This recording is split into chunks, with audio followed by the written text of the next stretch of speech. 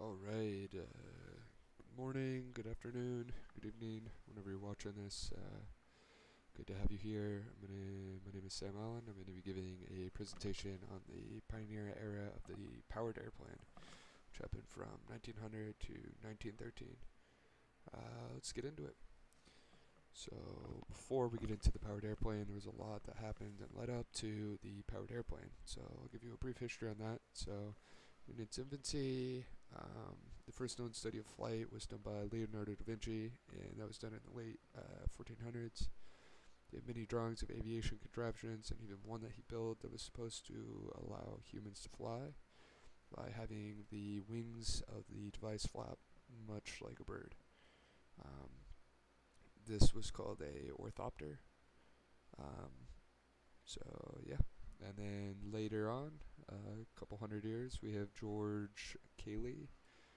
Um, he had his first successful flight of his glider design, which was a fixed-wing glider, which was unlike the orthopters that many people had tried and had not worked.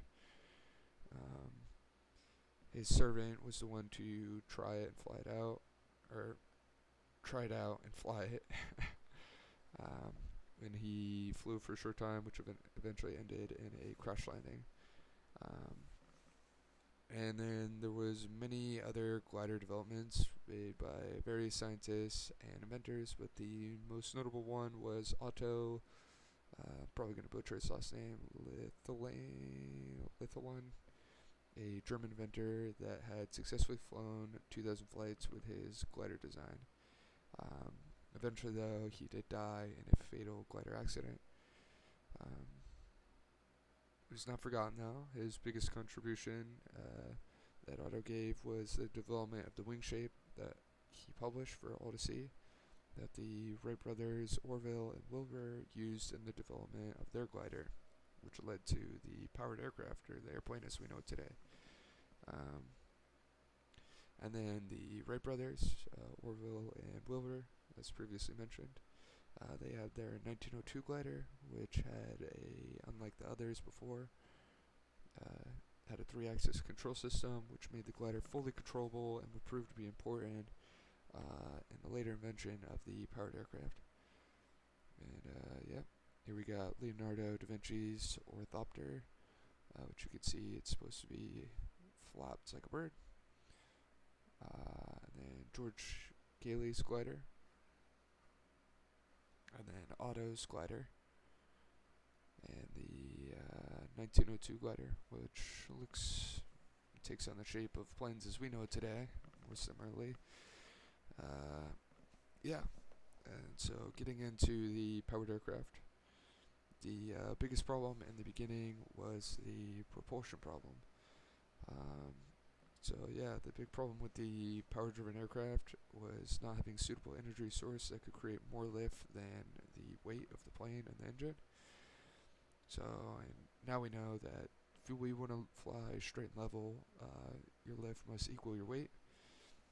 And furthermore, if you want to climb, you must be producing more lift than weight.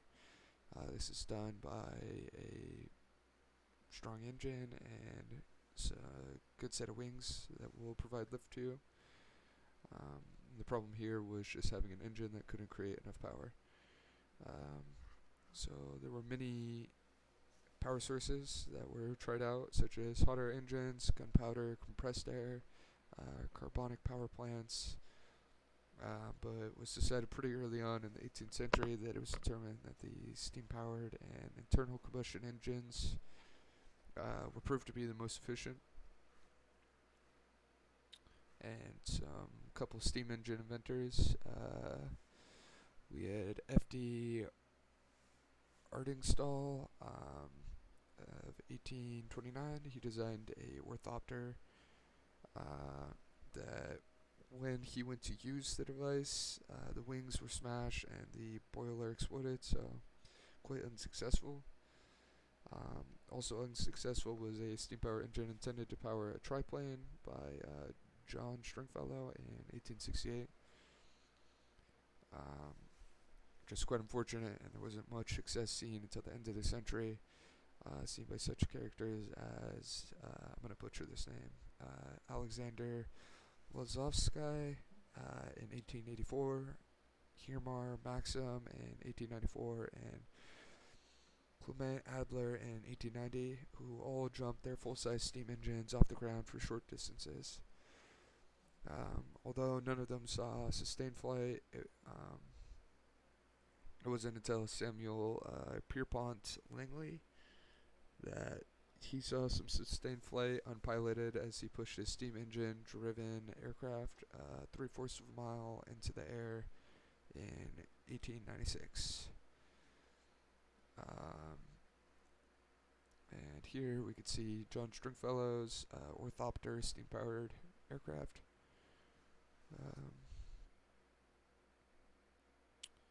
Yep.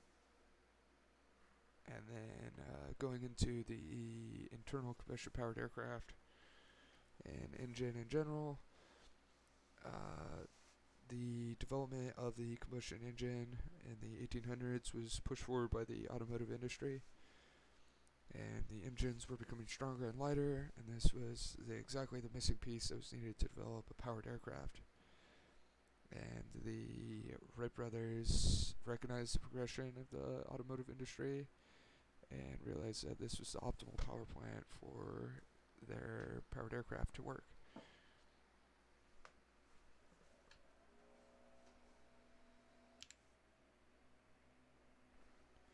And by the late 18th century, it was pushed out that the steam engine wouldn't be used as an optimal power plant for the aircraft.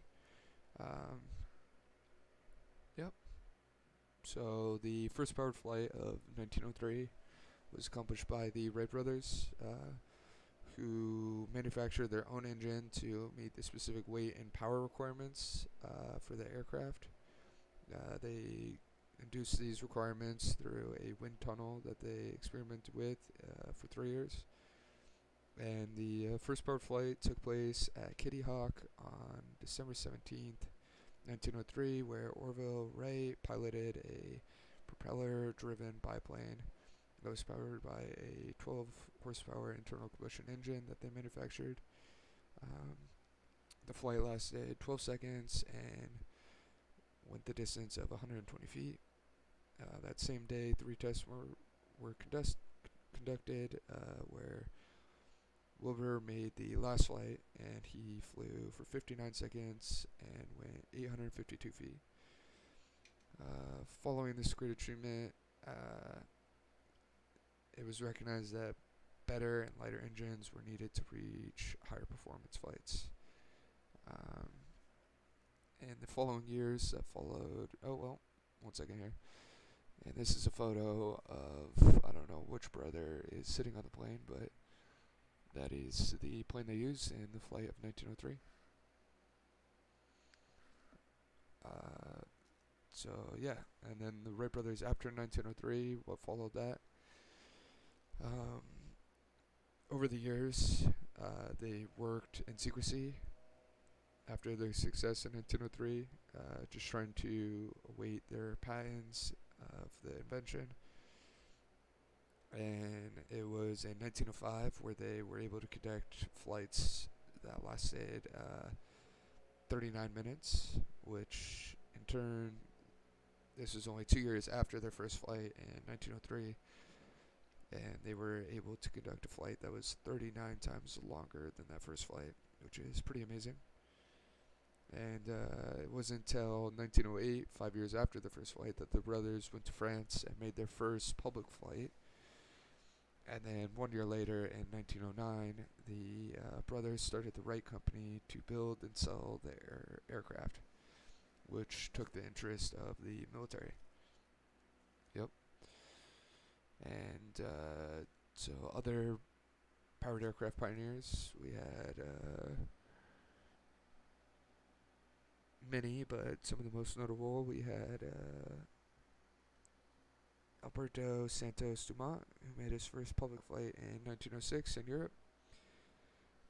Then Gabriel Voisin, who manufactured the Farman 3, which Henry Farman piloted, who also completed the first European circular flight in 1908, which is a distance of 1 kilometer, or about 0.6 miles. And then we have Louis Bleuretto, who was one of the first to design and build the monostyle plane, which is much like the planes we see today. He as well was the first to aviate across a major body of water, flying across the English Channel in 1909, which was pretty huge because it was seen that aviation could be used as transportation. Here is Louis right here on his monoplane. And yeah, here's a timeline of aviation history after the 18th century, which is pretty cool to look at. So pause it, take a look at this, gives you a good idea of where we've been and where we are now. Thank you for joining me, and have a good day.